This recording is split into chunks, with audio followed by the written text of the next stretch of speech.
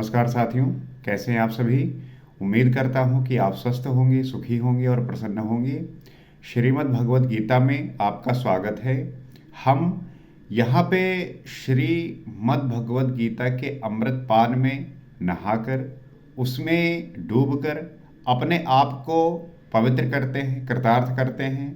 और ये जो पवित्रता है ये आती है आपके ज्ञान से, आपके बोध से, आपके समझ से, आपके विजडम से। तो क्यों ना हम इस पे जो है काम करें और जानने का प्रयास करें कि ये जीवन कैसे चलता है, जीवन को कैसे जिया जाता है और जीवन के प्रति आप कितने ज़्यादा उदार हैं, इसको लेके आप कितने अवेयर हैं, ये अति आवश्यक है। जैसा आपको पता ही होगा कि जो ये हमारा मन है, ये अगर इसको आपने अपने नियंत्रण में नहीं किया तो ये आपको बर्बाद कर देगा। ये आपको ऐसे परेशान करेगा कि आप इसकी कल्पना नहीं कर सकते। लोग इसके प्रभाव में आके विभिन्न प्रकार के कर्म करते हैं, विभिन्न प्रकार के कार्य करते हैं जो उनके ही दुखों का कारण बन जाता है। तो हमें अपने मन की स्थिति, हम अपने मन का जो चाल है, इसे समझना है। ये बहुत चालबाज है। ये इतना ज़्यादा चालबाज है कि ये आपको जो है बहाने देता है, आपको एक्सक्यूजेस देता है। आपको कहता है जैसे कि आपको आज पढ़ना है, आज आपको 5 बजे उठना है, आपकी 5 बजे जो है नींद खुल गई। अब 5 बजे नींद खुली तो ये कहेगा कि बस 5 मिनट और। इतनी ठंडी में कौन उठता है। और वो 5 मिनट जो है आपका बीतता है 3-4 घंटे में। आप फिर 9-10 बजे उठते हैं। उसके बाद ये मन जो है आपको फिर जलील करता है, कहता है 5 बजे तो आप उठ नहीं पा रहे हैं और सोचते हैं कि मुझे ये दुनिया जीत लेंगे। तो ये फिर आपको जलील करता है और पूरे दिन जो है इसी तरह आपको परेशान करता है। आप इसके चालबाज को समझिए।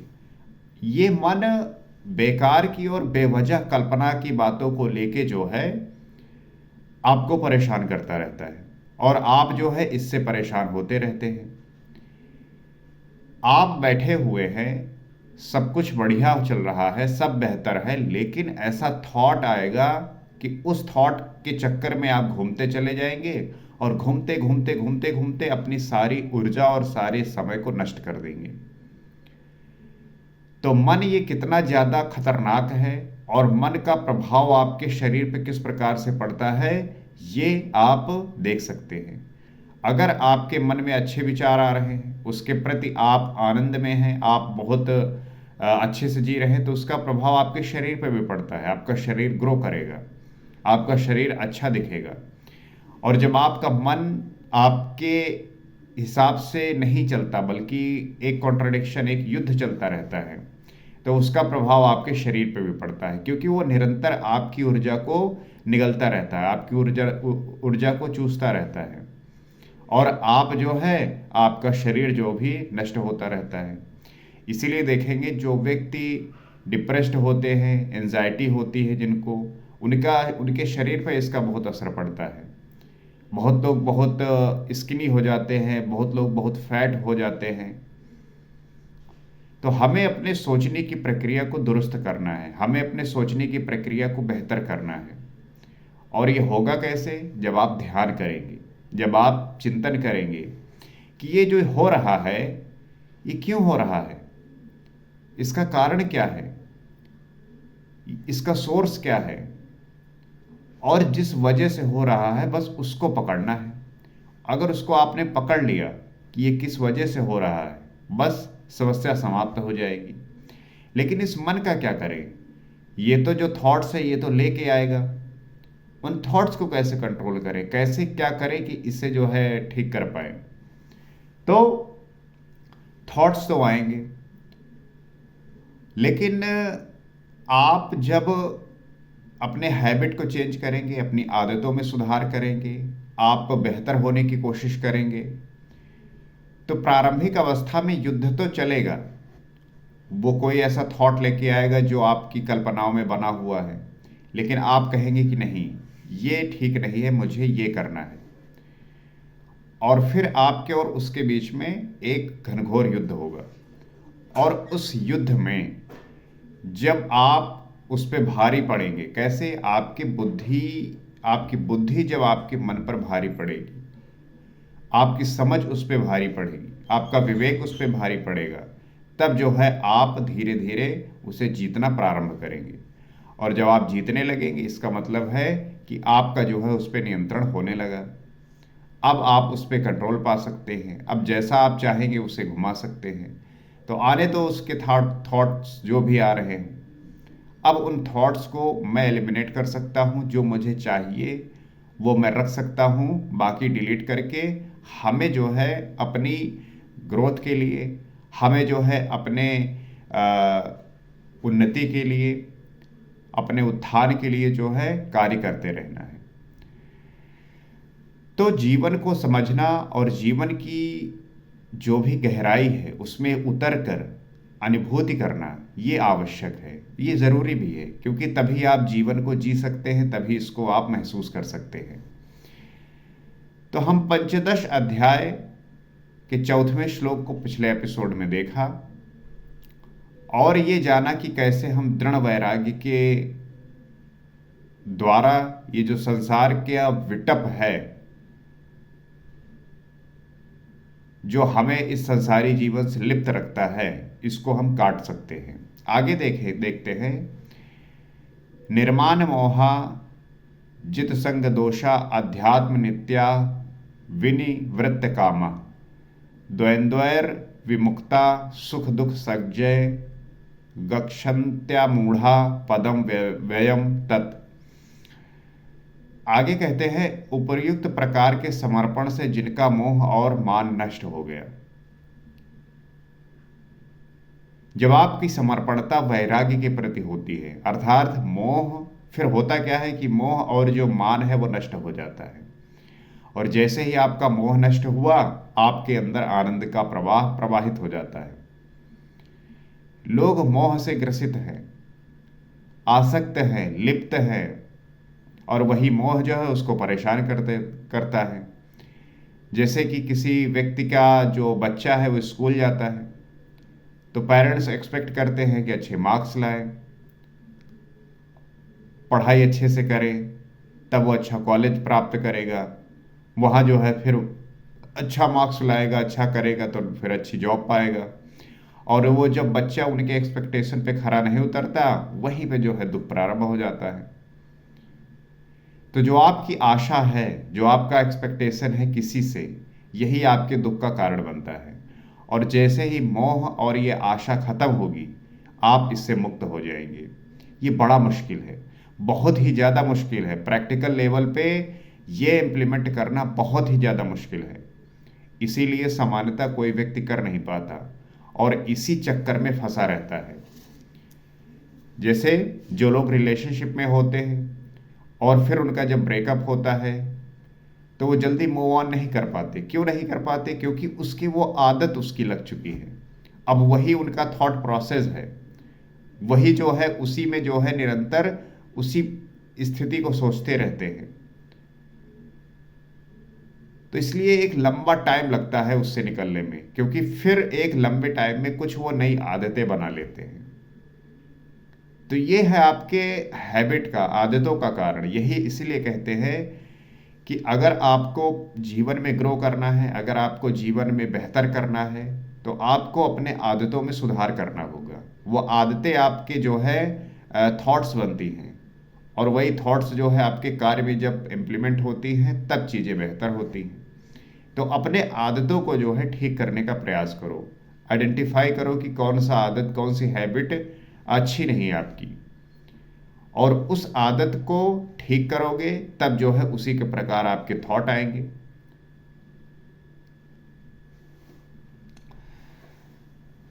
तो आसक्ति रूपी संग दोष जिन्होंने जीत लिया है, आसक्ति रूपी संग दोष वही जो आपको इसमें संसारी जीवन में लिप्त रखती है, आसक्त रखती है। तो इसे जो संग दोष कहा गया है, इससे जिन्होंने जीत लिया है, अध्यात्म नित्या, परमात्मा के स्वरूप में जिनकी निरंतर स्थिति है, जो परमात्मा के स्वरूप में जिनकी निरंतर स्थिति है, अर्थात उसको अनुभूति करते हैं, उसको जान पाते हैं, उसको प्राप्त कर पाते हैं, जिनकी कामनाएं विशेष रूप से निवृत्त हो गई हैं, हमारे सारे दुखों का जो कारण है वो है कामना। और जब तक इन कामना का त्याग नहीं होगा तब तक आपको दुखों से निवृत्ति नहीं मिलेगी, दुखों से जो है छुटकारा नहीं मिलेगा। कामनाएं क्या हैं? हर किसी के लिए अलग अलग हो सकती हैं। फिर भी उदाहरण के तौर पर किसी को जो है कपड़े अच्छे चाहिए, किसी को घर अच्छा चाहिए, किसी को जो है गाड़ी अच्छी चाहिए। हर किसी के मन में एक कामना लिए वो व्यक्ति बैठा हुआ है। और कामना जो है पूर्ण सामान्यता आप देखेंगे हो ये मुश्किल ही होता है। क्योंकि ऐसा है ना कि चलो ठीक है, आपने कोई कामना बनाया कि मुझे ये प्राप्त हो जाए, वो प्राप्त हो गया, अगले ही सेकंड वो कुछ और बना के बैठ जाता है। तो जब तक आप कामनाओं से ग्रसित होंगे तब तक आप जो है सुख नहीं प्राप्त कर पाएंगे, आनंद नहीं प्राप्त कर पाएंगे। तो जिनकी कामनाएं विशेष रूप से निवृत्त हो गई हैं, लेकिन जो साधक इन कामनाओं से निवृत्त हो गया है, अर्थात अब उसके जो कामनाओं से ग्रसित रहता था उससे रिक्त हो गया है, उससे मुक्त हो गया है, और सुख दुखों के द्वंद्वों से विमुक्त हुए ज्ञानी जन उस अविनाशी परम को पद को प्राप्त होते हैं। जो सुख और दुख के द्वंद्व से विमुक्त हुए हैं, अब उनका सुख और दुख से कोई भी मतलब नहीं रह गया है। ऐसे जो ज्ञानी जन हैं उस अविनाशी परम पद को प्राप्त होते हैं। जब तक आप इससे मुक्त नहीं होंगे तब तक आपको ईश्वर की प्राप्ति नहीं होगी। यहां पे सीधा सीधा कहा गया है कि आपको सुख दुख से विमुक्त होना पड़ेगा, तब ईश्वर प्राप्त होगा। और लोग मंदिर वगैरह जाते हैं ये मांगने ही कि ईश्वर, हे भगवान, हमारे बेटवा का पास कह देते हो तो 1 किलो मिठाई चढ़ाई, हमारे घर में गाड़ी आ जात तो 5 किलो जो उन्हें लड्डू चढ़ाए। क्या कर रहे हो आप? और आप सोचते हो कि आप जो है ईश्वर को प्राप्त कर लेंगे, इन कामनाओं के साथ आप ईश्वर को प्राप्त कर लेंगे। थोड़ा सा तो सोचिए, थोड़ा सा तो जानने का समझने का प्रयास करिए कि क्या कर रहे हैं आप। यहां पे विशेष रूप से कहा गया है कि जब तक आप अपनी कामनाओं का त्याग नहीं करेंगे ईश्वर की प्राप्ति नहीं होगी। और आप कामना लेके ही मंदिर जाते हैं, गाड़ी मिल जाए, स्त्री मिल जाए, पुरुष मिल जाए, घर मिल जाए, पूरी दुनिया पे कब्जा कर ले, ऐसे कामनाएं लेके आप जो है जाते हैं मंदिर, भगवान को प्राप्त करना चाहते हैं। मेरे कारोबार में जो है ग्रोथ हो जाए, मेरा बिजनेस अच्छा हो जाए, नौकरी लग जाए, इन कामनाओं के साथ आप जाते हैं।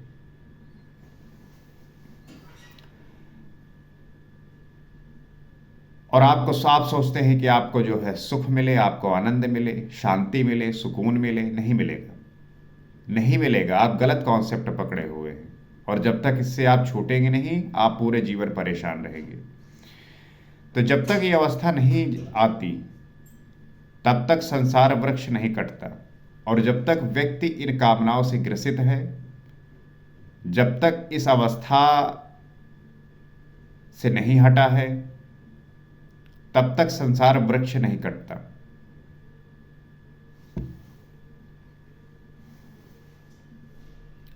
यहां तक वैराग्य की आवश्यकता रहती है, और यह वैराग्य जो है आपको इससे काटता है। वैराग्य का क्या मतलब है? वैराग्य का ये मतलब नहीं है कि आपने जो है भगवा कपड़ा धारण किया या नंग धड़ंग हो गए, कमंडल ले लिया, संसा ले लिया, राख लपेट लिया, भाग रहे। वैराग्य का ये मतलब नहीं है। वैराग्य का मतलब है कि आपका इस संसार विषय वस्तुओं से जो मोह है वो नहीं रह गया है। आप इसी संसारी जीवन में रहकर वैरागी हो सकते हैं, हुए भी हैं। राजा जनक आपके एक उदाहरण के तौर पे है। वो राजा होते हुए वैरागी थे, क्योंकि अब आसक्ति नहीं रह गई है, मोह नहीं रह गया है, लिप्तता नहीं रह गई है। उस परम पद का क्या स्वरूप है जिसे पाते हैं? अब अर्जुन प्रश्न करते हैं कि उस परम पद का स्वरूप क्या है जिसे प्राप्त करने के लिए लोग इतना प्रयत्न करते हैं। कैसा दिखता है, क्या महसूस होता है, कैसे कोई प्राप्त कर लेता है, इसकी चर्चा हम अगले एपिसोड में करेंगे। तो इस बात से तो आप समझ पा रहे होंगे और जान पा रहे होंगे कि हम कहाँ चूक कर रहे हैं, कहाँ गलती कर रहे हैं। लोग अक्सर दोष देते हैं, ईश्वर को गाली देते हैं, अन्य लोगों को गाली देते हैं, दूसरे पे जो है दोष थोप देते हैं। आप देखिए, लोग बैठे हुए हैं दूसरों दूसरों की जो है बुराई करने के लिए। उन्हें बस मौका चाहिए। जिस बुराई करने में आप अपना समय और ऊर्जा व्यय कर रहे हैं, अगर उससे कम समय और ऊर्जा अगर अपने आप पे दे दिया तो आपका जीवन बदल जाएगा। लेकिन लोगों का जो स्वभाव है उसे हम कैसे बदलेंगे? लोगों का जो हैबिट है उसे कैसे बदलेंगे? लोगों की जो सोचने की प्रक्रिया है उसे कैसे बदलेंगे? हर एक व्यक्ति को किसी दूसरे के जीवन से मतलब नहीं होना चाहिए। इसी को तो मोह कामना कहते हैं, लिप्तता कहते हैं, कि आप अपने से ज्यादा दूसरों के कामों में लिप्त हैं। अगर ऐसा हो जाए तो भैया बड़ा बुरा मान जाइए, कोई बुरा नहीं मानेगा। आप अपने कार्यों को ठीक करेंगे, आप अच्छे होंगे तो कोई बुरा नहीं मानेगा, और मानेगा तो वो उसकी मानसिक स्थिति है, माने बुरा। आप क्या सोचते हैं? आपको क्या लगता है? क्या आप जो कर रहे हैं वो सही कर रहे हैं? आपके स्वयं होने का जो बोध है, आपके स्वयं आप जो कर रहे हैं वो सही है, वो सत्य है, वो धर्म है। और अगर आपको ही लगता है कि नहीं, ये सत्य नहीं है, धर्म नहीं है, तो इसका मतलब है कि आप पहले खुद पे ठीक करिए, आप खुद को सही करने का प्रयास करिए। लेकिन यहाँ लोग तुरंत जो है दूसरों की कमी खोजकर उस पर जो है बात करने के लिए तैयार हैं। लेकिन खुद के अंदर क्या चल रहा है, खुद कैसे हैं,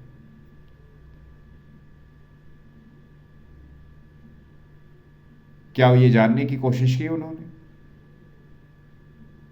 और ये अगर जान भी गए तो क्या इसको बदल पाएंगे? हाँ, अगर जान गए, होश साधने लगेंगे तो ये बदलेगा, ये बदल सकता है, आप कर सकते हैं। वो क्षमता है, हर एक व्यक्ति के अंदर वो क्षमता है भगवान बनने की। लेकिन आप तो जो है अपनी ऊर्जा और समय को दूसरे के कामों में व्यय कर रहे हैं, खराब कर रहे हैं, और बेवजह की, बेफिजूल लोग बैठे हुए हैं, बात कर रहे हैं बेवजह की, फालतू। उनसे पूछो भैया क्या कर रहे हो? भैया समय काट रहे हैं। समय नहीं काट रहा है, समय आपको काट रहा है।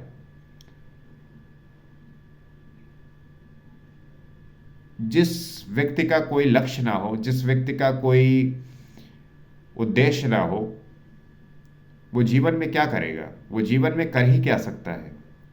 वो बस बोझ बनेगा इस समाज के प्रति। तो अगर आपको इन सब चीजों से बचना है,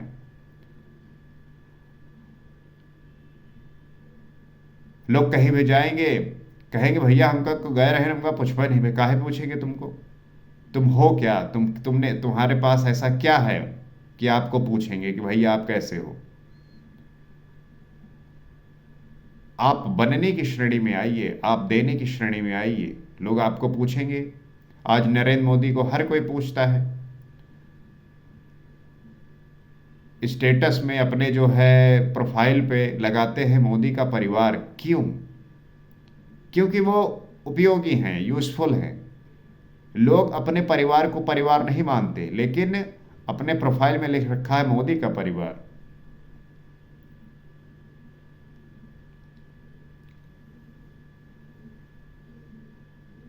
अपने माता पिता के, अपने लोगों को आदर नहीं देते। विधायक साहब आते हैं, सांसद साहब आते हैं, लेट जाते हैं उनके चरणों में।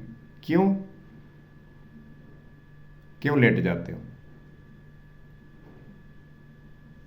क्या वजह है?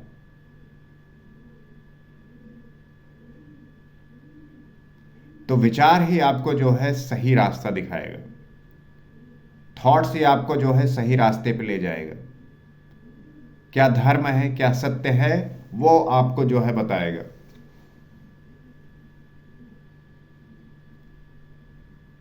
ध्यान करिए, अपने विचारों को साधिए, अपने समय और ऊर्जा को सही दिशा में लगाइए, क्योंकि तभी आपका जीवन कृतार्थ हो सकता है, आनंद से भर सकता है। आज इतना ही। नमस्कार।